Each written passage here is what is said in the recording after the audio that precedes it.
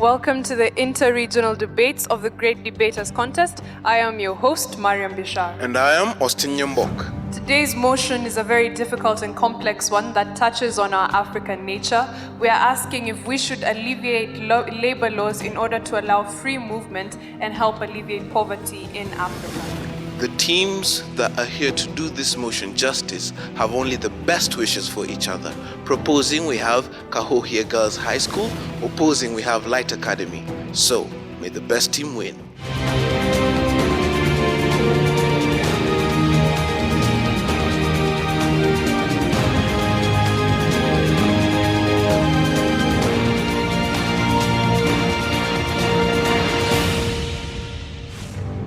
The motion this week is: African states must allow the free movement of labor to help alleviate poverty in the continent. Proposing the motion, Kahuhia Girls School. Opposing the motion, Light Academy.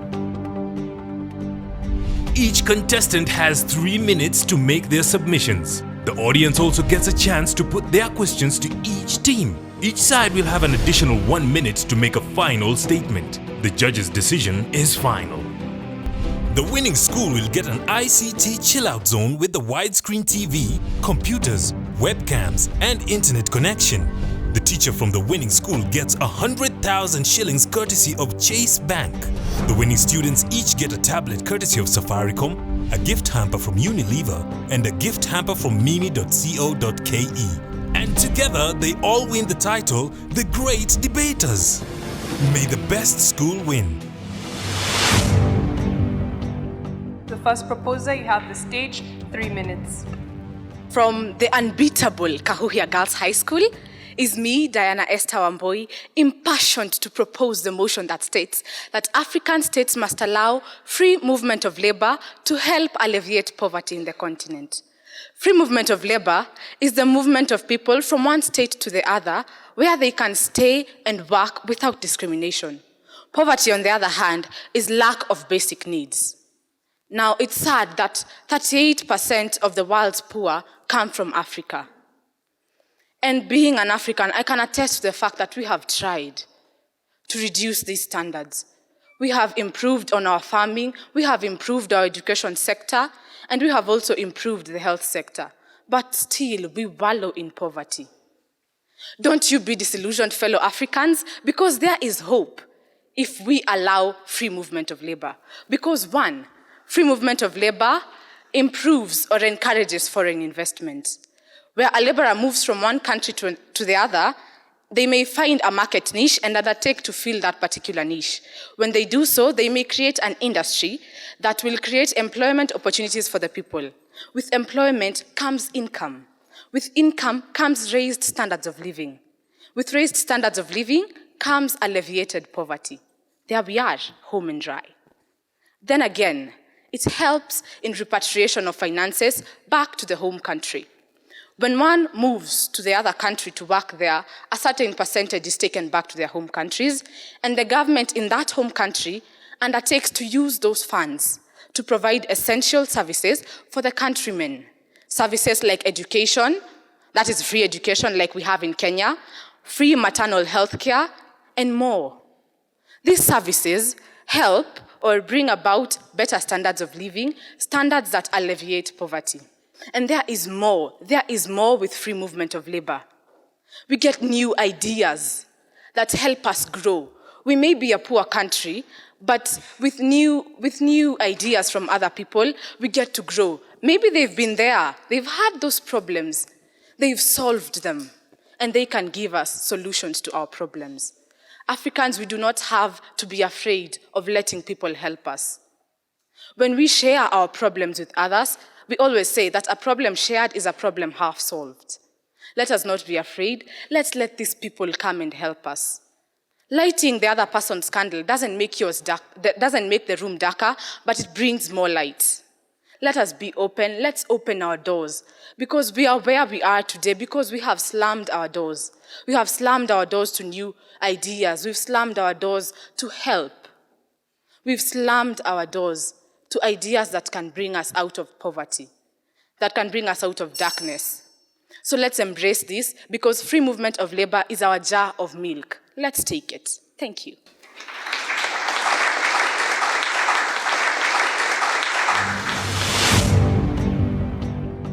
First opposer, you have 3 minutes to give us your opening statement. Thank you. It is surprising that there is a way that leads to hell. But more flabbergasting is that there are some people who take those ways. Africans, self-reliance and development on each one's own is a pillar of development on which Africa must hold on firmly in order to smoothen the way to the destined fate of a prosperous Africa.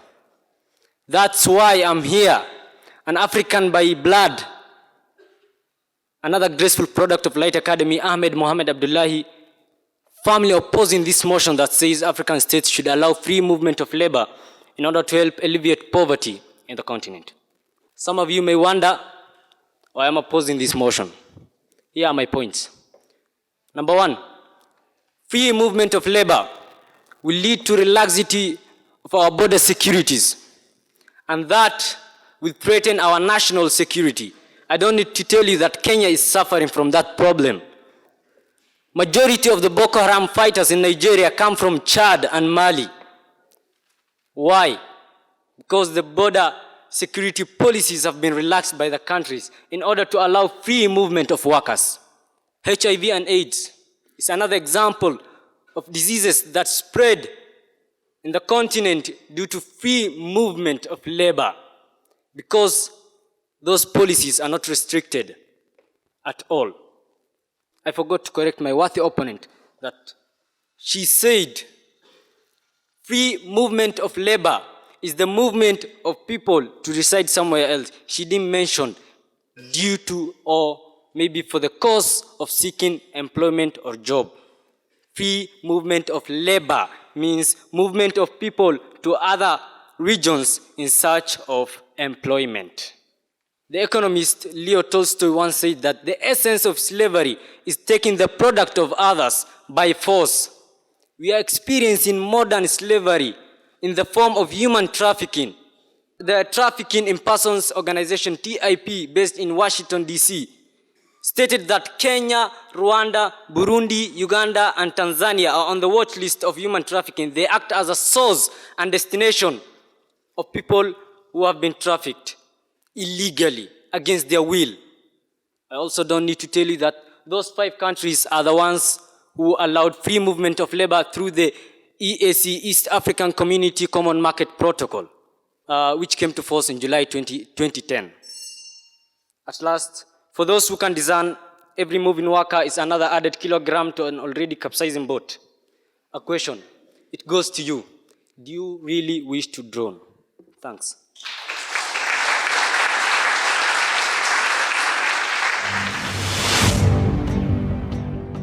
Time now for rebuttals. The proposing team, you have 3 minutes. From the renowned, unbeatable Kahuhia Girls High School, I am Nea Mandeti, vehemently proposing the motion which states African states must allow free movement of labor to help alleviate poverty. First things first, Africa, we sit on the gold of this world. With our minerals, the rare earth, the list is endless. We sit on the gold of the earth. Why are we still poor? Because we have not exploited these resources. Because we do not have the skills to do this. As well, the opponent said that free mobility of labor leads to insecurity.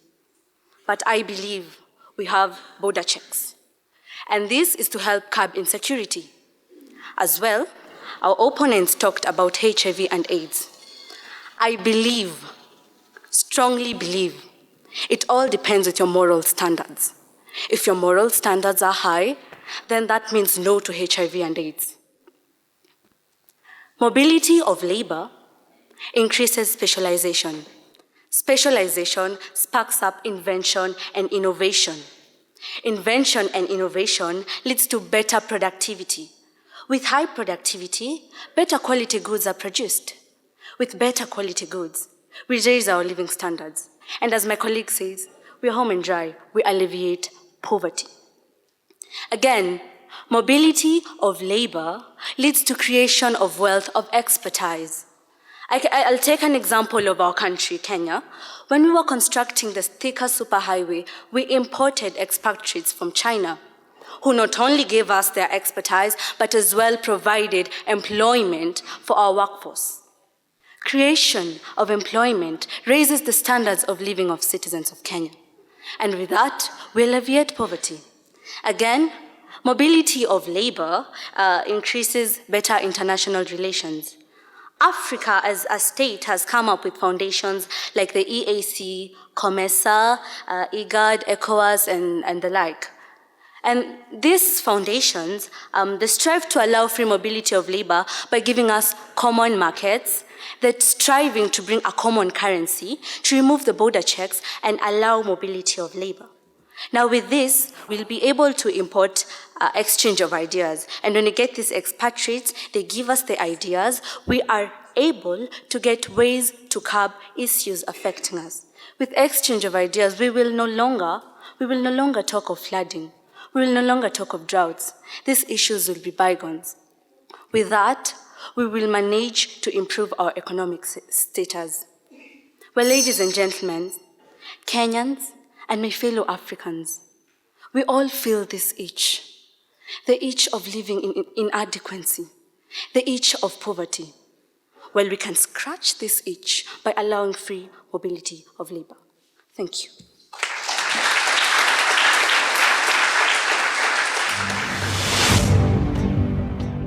The opposing team, you have 3 minutes for your rebuttal. Thank you.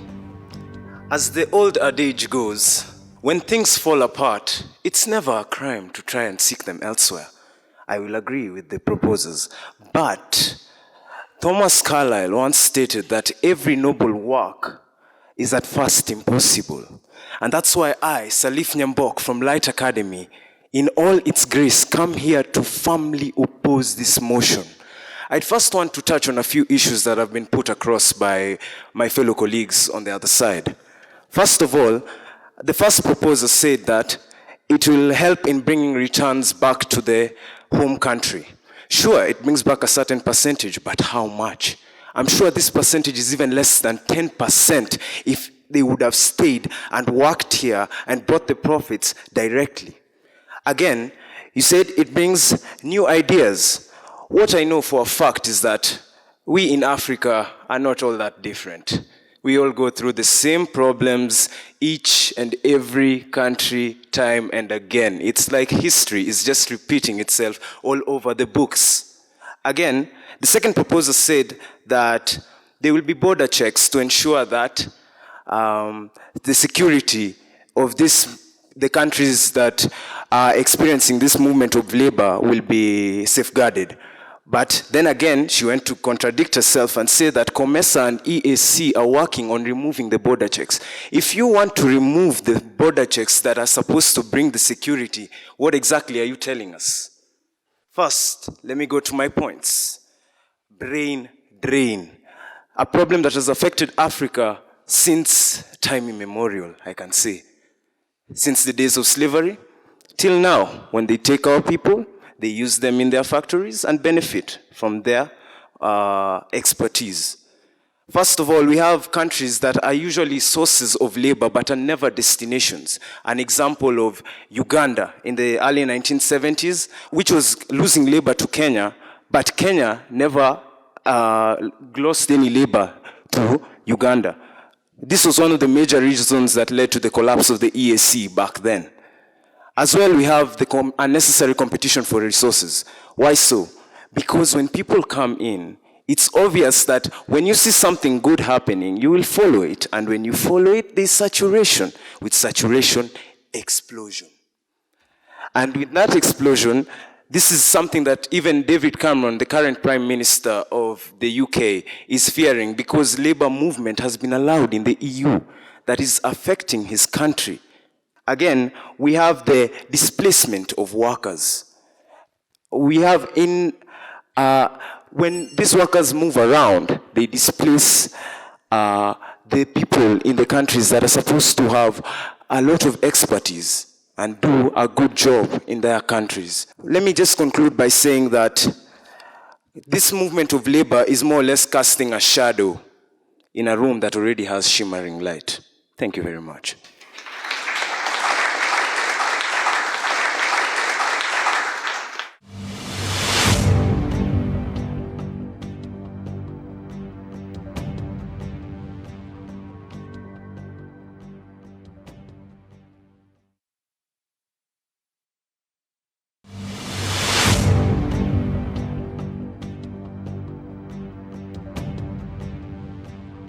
Questions for the proposers? My name is Sheka Yunus from Olympic High School. Now, the second proposer stated that when your moral standards are high, that means no to HIV. So what about this person who got an accident and there was exchange of blood? Do you want to tell me that this person has low moral standards? My name is Evelyn Dete from Boni Girls. To the second proposer, the far we know is that floods and droughts occur naturally. So how can mobility of labor decrease such problems? Two for the opposers? I'm Lame Koteno from Olympic High School.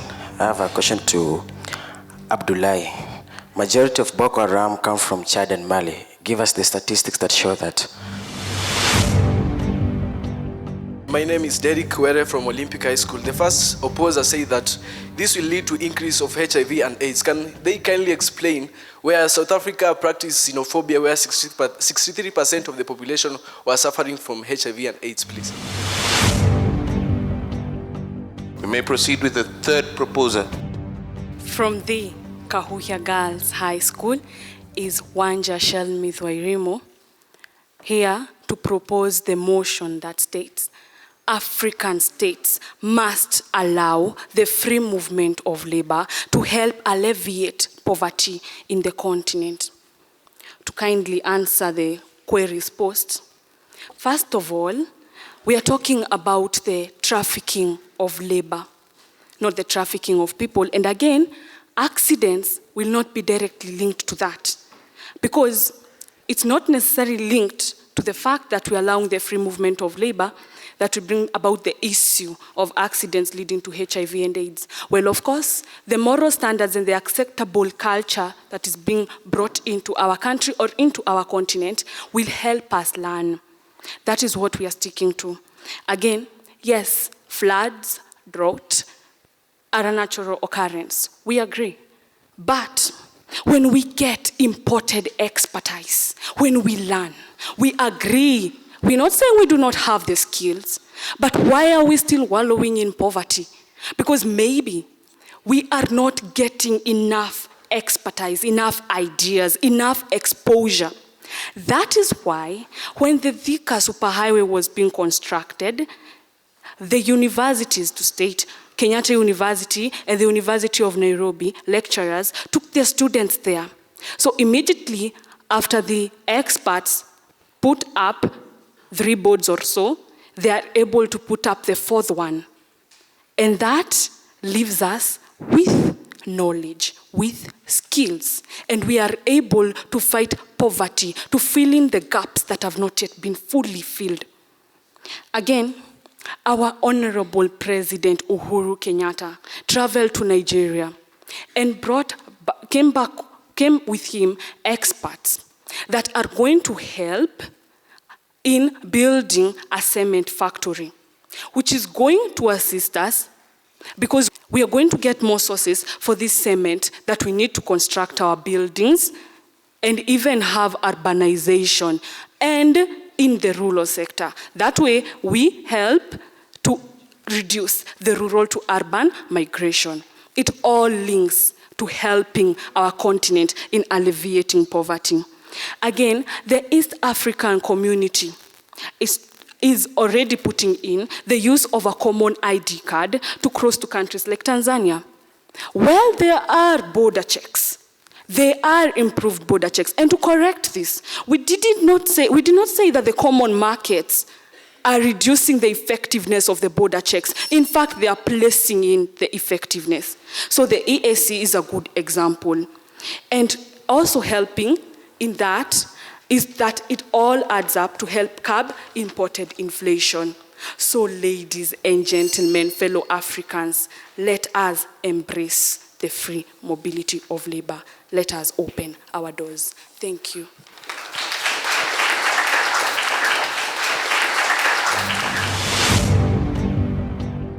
Third opposer, you may respond to the audience. You have 3 minutes. Mohamed Abdullahi representing Light Academy. To answer the question, the first question was posed by a guy from Olympic High School, and then he asked that Mali and Chad contribute the largest percentage to Boko Haram members. Do you have proof? Yes, I'll refer you to the Interpol website. 68% of Boko Haram members are contributed by Mali and Chad. Secondly, it was also asked by a guy from Olympic High School. Did you listen to what Judge Booker said? That the xenophobia in South Africa stopped, or you weren't concentrating? I'll refer you back to her. The second proposer talked of that we are sitting on a well of resources. But interestingly enough, Kenya itself is sitting on resources. Yes. Next door neighbors, Uganda, are still sitting on the same resources. But we expect them to come and help us exploit our resources, yet they're also sitting with their resources back home.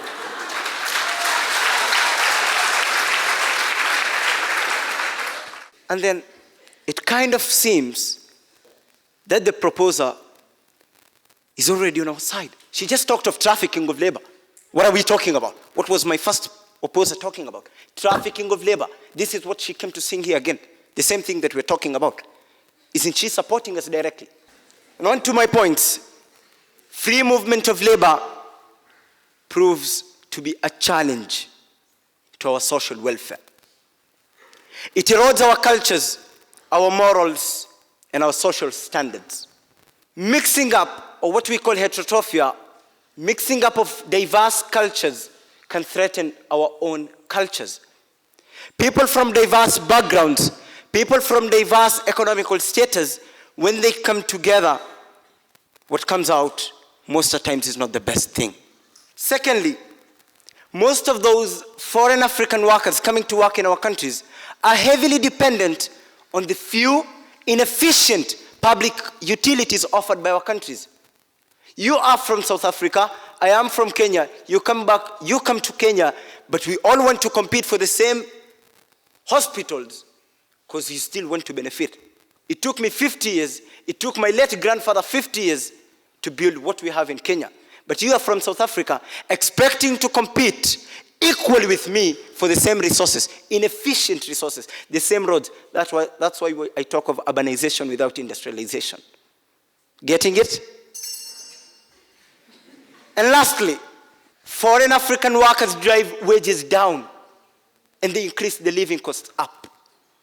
These mostly are unregistered foreign workers, and the possibility of them being exploited is always most. So thus, their wages are usually down, and they thus drive the minimum wage in the country down. Thank you.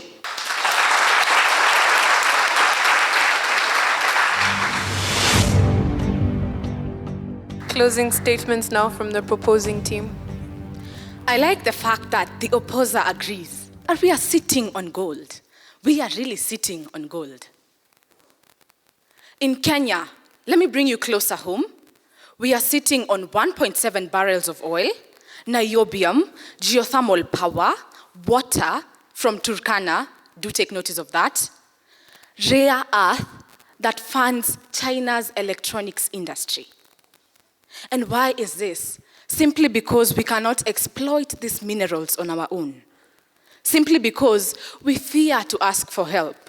Let us broaden our scope of view. Let's not just see help from Uganda. Let's see help from the West. Let's see help from the East. Now, all of us like knowing what's our share in all of this. I'll tell you what our share is. If we allow help to come exploit this, taking note that this discovery was made by professionals from Oxford University, this is what we gain. 10 years of no taxation, 70 years of running water. Our teachers present will have a minimum wage of 100,000 for the next 44 years, if we allow free movement of labor. What else can we gain? Each of us will have a laptop. with 20,000 for its welfare. So people, let's take help. Let's accept help, and it will grow as a country. Thank you.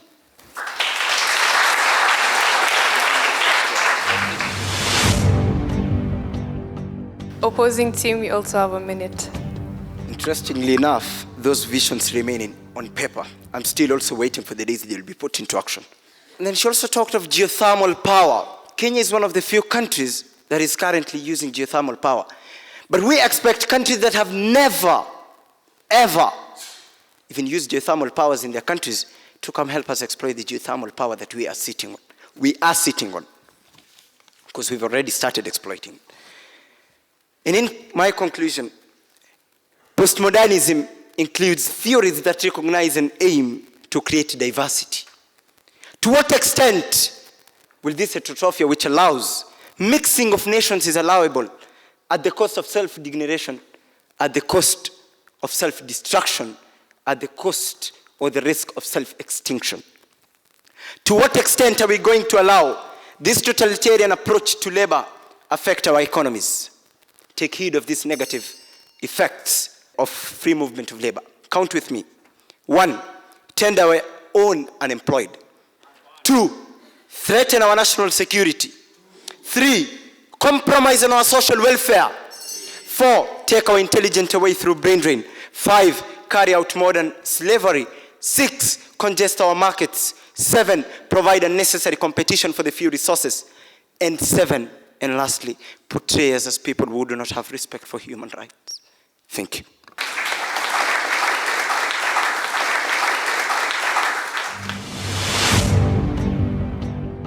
Kahuhia girls, have never had an opportunity of listening to you. Today was the first time I've listened to you, and I think you've really impressed me, the way you've done your presentation. The 3 girls, you've done me proud, I can say that. Diana, you're a very good speaker, and the way you start, one thing, you are very soft-spoken, and you are proud of it, and the way and it is also an asset for you, actually, to bring your points home. I love something about the way you build your climax. You, together with Neema, together with Wanja, you build your climax through repetition, and that is good. One thing leads to another, and that leads to another. It registers in the mind of the listeners. But because you're the first speaker, possibly I could expect, or rather I expected you to raise a little bit more issues for your team as the first speaker, and also try to bring out statistics. Figures can help. Neema, I love your rebuttal. You concede, or rather you agree to disagree, which is a good way to present a rebuttal. It is not that you are wrong. No, you are right, yes, up to this point. But from this other point, you are not right. That was good. Good rebuttal also on the question on HIV and AIDS. You also raised quite significant issues that possibly Diana did not have the opportunity to raise. You continued the spirit that started. You're soft-spoken, nonetheless. When you talk about, when you use initials or abbreviations, kindly expound on them, because not everybody knows those particular abbreviations. Wanja, you're a good speaker. Ahmed, quite factual when you came. You have a very good conversational style. Salif, good rebuttal, demanding statistics. That is exactly possibly the question that I had for them. Sometimes you need to bring out the statistics. Also, you fell in the same temptation of using abbreviations. Kindly give them in full.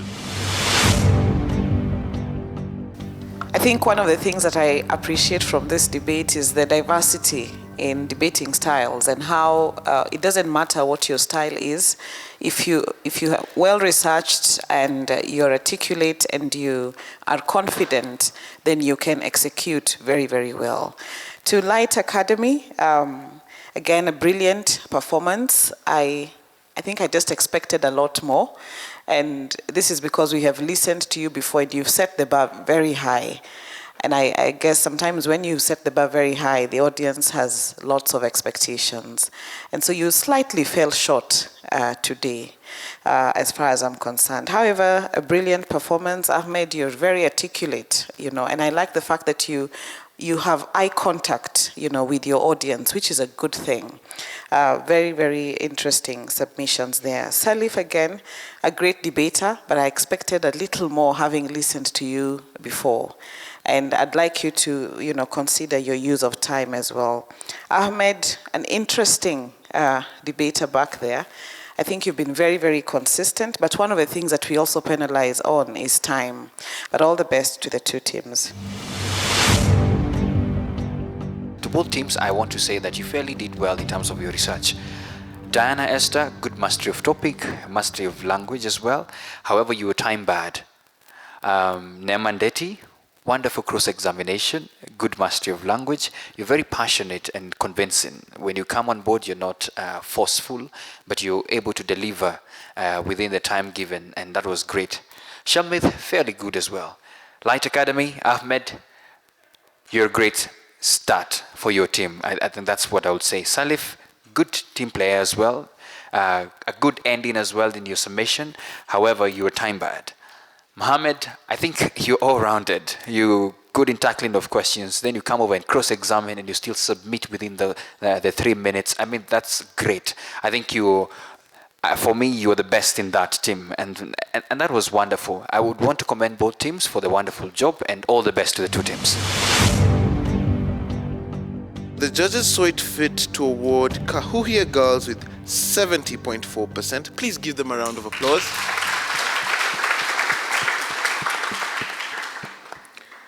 They also saw it fit that Light Academy boys had 73%, and therefore they are our winners for the debate. So bravo to both teams, good job. We thank them for the very nice debate. They started us off on a good note, and to the audience for the good questions. Until next time from the Great Debaters Contest, I am Mariam Bishar. And I am Austin Nyambok. Thank you for watching.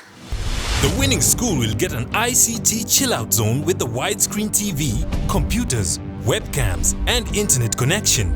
The teacher from the winning school gets 100,000 shillings courtesy of Chase Bank.